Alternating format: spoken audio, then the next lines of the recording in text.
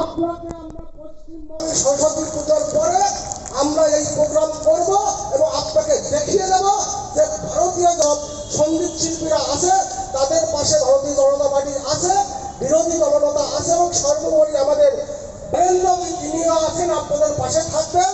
এই বক্তব্য বলে আমি এখানে সংক্ষিপ্ত বক্তব্য শেষ করলাম। চালিয়ে যা। না না একটু অ্যাডজাস্ট কর, কাল তুই প্রিয় দেখ এরকম একা একা রাগ করিস। যা করণীয় ছিল সেটা করে দিলেন এবং তৃণমূল কংগ্রেস চায় না, রাজ্যের মাননীয় মুখ্যমন্ত্রী চান না বলে শতিনেক শিল্পী। সে যে আমার জন্মভূমি, সে যে আমার জন্মভূমি, পুষ্প সুযোগ আমরা পেলাম না, আমরা অত্যন্ত মর্মাহত হলাম। তারপরেও আমরা আজকে একসাথে গাইছি সবাই। বসুন্ধরা তাহার মাঝে আছে দেশে সকল দেশের সেরা, ও সে স্বপ্ন দিয়ে তৈরি সে দেশ স্মৃতি দিয়ে ঘেরা। আমার জন্মভূমি, সে যে আমার জন্মভূমি, সে যে আমার জন্মভূমি। এই পরিস্নিগ্ধ নদী কাহার কেউ ওঠে সবুজ ক্ষেত, এমিতি কেউ ওঠে হাসে ধান ক্ষেতরে লহড়ি ভাঙে পবন। এমন দৃষ্টি কোথাও খুঁজে পাবে না কো তুমি, সকল দেশের রানী সে যে আমার জন্মভূমি, সে যে আমার জন্মভূমি, সে যে আমার জন্মভূমি। রশিদ খান সাহেবকে গান স্যালুট দিয়ে রেসপেক্ট দেখানো হলো, আমরাও আমাদের ভালো লেগেছিল। কিন্তু ওই রশিদ খানকে ডেডিকেট করে যখন বঙ্গ সঙ্গীত উৎসব হচ্ছে তখন সেটার পারমিশন দেওয়া হলো না।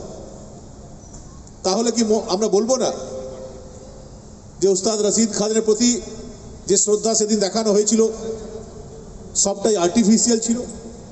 অন্তর থেকে তারা রশিদ খানকেও পছন্দ করেন না এবং বাংলার অন্যান্য শিল্পী, সাহিত্যিক, বুদ্ধিজীবী তাদেরকেও পছন্দ করেন না। মাঝে আরেকটা ট্র্যাপ করা হলো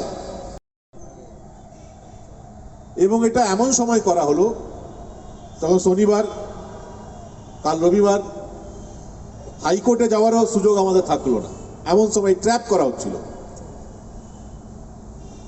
এবং আলটিমেটলি পুলিশের কথা যদি আমাদেরকে মানতে হয় তাহলে আজকের বঙ্গীয় সঙ্গীত উৎসব 2024 আমাদেরকে পোস্টপোন করতে হবে। আজ আমরা করতে পারবো না।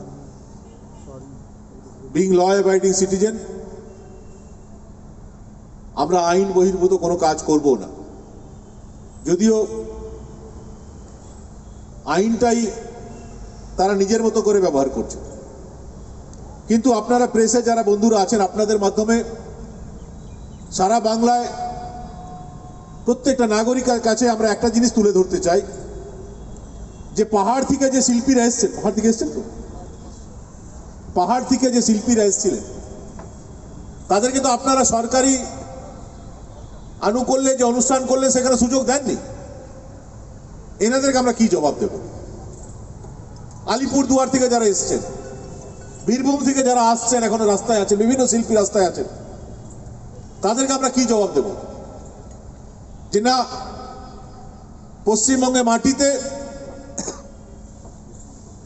সঙ্গীত অনুষ্ঠান করারও অধিকার থাকলো না। শিল্পীরা গান গাইতে পারবেন না, কেউ নৃত্য করতে পারবেন না। এবং এর পারমিশন তবেই পাওয়া যাবে যখন আমাদের অ্যাপ্লিকেশনের সঙ্গে মাননীয় মুখ্যমন্ত্রীর অনুপ্রেরণার একটা অ্যাপ্লিকেশন থাকবে, ইনক্লোজার থাকবে, তাহলে আমরা পারমিশন পাবো। মাননীয় অনুপ্রেরণা ছাড়া বাংলায় কোনো অনুষ্ঠানই করা যাবে না। আমরা খুব সহজ সরলভাবে এটা ব্যাপারটা নিয়েছিলাম। নোটিশে এই ব্যাপারগুলো নিয়ে আসি এবং তিনি বলেন যে যারা বঞ্চিত শিল্পী তাদের জন্য বঙ্গ সঙ্গীত উৎসব 2024 করা হোক। আমার ফুল সাপোর্ট এই উৎসবের প্রতি থাকবে এবং তারই প্যাট্রোনেজে আমরা বঙ্গ সঙ্গীত উৎসব 2024-এর ঘোষণা করি। পরবর্তী ক্ষেত্রে রাশিদ খান জি আমাদেরকে ছেড়ে চলে যান এবং আমরা সিদ্ধান্ত নিই যে আমাদের এই যে বঙ্গীয় সঙ্গীত উৎসব 2024, it would be dedicated to Ustad Rashid খান জি। আমাদের যারা সুযোগ পেলে জেলে ঢুকানোর চেষ্টা করেন, জেলে ঢুকিয়ে দেন, কিন্তু এই শিল্পীদের কি দোষ? এই শিল্পীদের তো কোনো দোষ ছিল না। তাহলে এতদিন যে বারবার দেখানো হয় যে সঙ্গীতকে আপনারা ভালোবাসেন, কালচারালি বেঙ্গলকে আরো এগিয়ে নিয়ে যেতে চান, কালচারাল ক্যাপিটাল অফ ইন্ডিয়া কলকাতার মাটিতে শিল্পীরা গান গাওয়ার সুযোগ পেলেন না। কে আটকে দিল? এটা ইংরেজদের শাসন নেই, ইংরেজরা আটকে দেয়নি। পশ্চিমবঙ্গে মানুষ যারা একটা সরকার প্রতিষ্ঠিত করেছিল, সে সরকার ক্ষমতায় যাওয়ার পর তারা এই রাজ্যের বিভিন্ন জেলার যারা শিল্পীরা আছেন তারা কি করতেন? গান করতেন। গান করলে ল অ্যান্ড অর্ডার প্রবলেম হতে পারে। ইডি কারো বাড়িতে রেড করলে ওনাদের পেটে ব্যথা হয়, সেটা আমরা বুঝতে পারি। সিবিআই রেড করলে ওনাদের কষ্ট হয়, সেটাও আমরা বুঝতে পারি।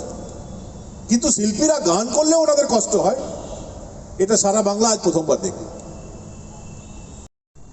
আমরা সবাই জানি বাংলার মাটি প্রতিবাদের মাটি।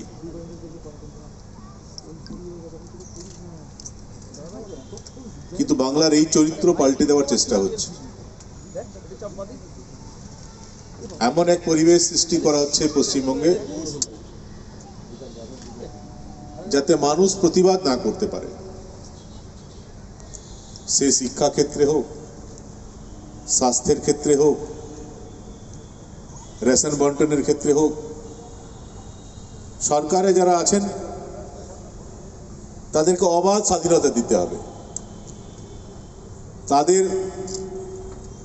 ইচ্ছা পূরণে আমাদেরকে সবাইকে ব্যস্ত থাকতে হবে, তাদের তাবেদারি করতে হবে। এটা না করলেই আমরা আমাদের কর্মকাণ্ড পশ্চিমবঙ্গের মাটিতে চালাতে পারবো না। এবং শিল্পীদেরকেও তারা তাদের তাবেদারিতে নিয়োজিত করতে চায়, এই ধারণা আমাদের কিন্তু ছিল না। রাজ্য সরকারের তথ্য এবং সংস্কৃতি দপ্তর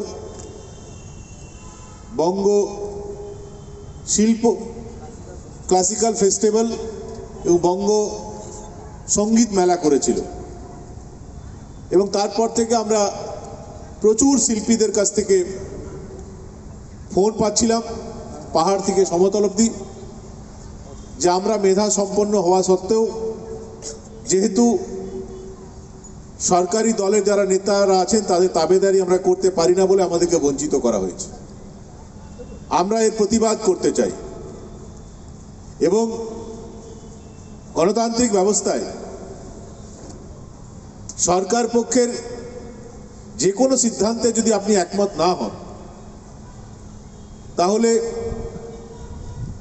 যে জায়গাটা সবার কাছে থাকে সেটা হলো বিরোধী রাজনৈতিক দলের কাছে। বাংলা শিল্পীদের তো মাথা নত হতে দেবো না আমরা, তাই আমরা সিদ্ধান্ত নিয়েছি। মাননীয় বিরোধী দল নেতার সঙ্গে আমরা কথা বলেছি, আমাদের বিধায়করা এসেছেন, যে সরস্বতী পূজার ঠিক পরেই যেখানে মাননীয়ার অনুপ্রেরণার প্রয়োজন হবে না, ওনার পারমিশন লাগবে না, কোনোটা অডিটোরিয়ামে আমরা বঙ্গ সঙ্গীত উৎসব 2024 আবার করব এবং আবার আমরা এই শিল্পীদেরকে সেখানে পারফর্ম করার সুযোগ আমরা করে দেব। আপনাদের মাধ্যমে বাংলার মানুষকে, শিল্পী, সাহিত্যিক, বুদ্ধিজীবী যারা আছেন তাদের কাছে, পশ্চিমবঙ্গ সরকারে যারা আছেন তাদের নগ্ন রূপ, তাদের ভেতরে এক বাইরে এক, মুখে ভালো বড় বড় কথা, কিন্তু মনে এত পাপ মানুষের প্রতি, বাংলার মানুষের প্রতি। আজকে তো উত্তরপ্রদেশ থেকে কেউ আসছিল না, গুজরাট থেকেও কেউ আসছিল না, মহারাষ্ট্র থেকেও কেউ আসছিল না। বাংলার বিভিন্ন জেলায় যারা যে শিল্পীরা আছেন তাদেরকে কলকাতার এই প্রিন্সেপ ঘাটে আমরা একটা সুযোগ করে দিয়েছিলাম, সেটা থেকেও তাদেরকে বঞ্চিত করা হলো। এর জবাব আগামী দিনে বাংলার মানুষ দেবে, এই আশা আমরা রাখি।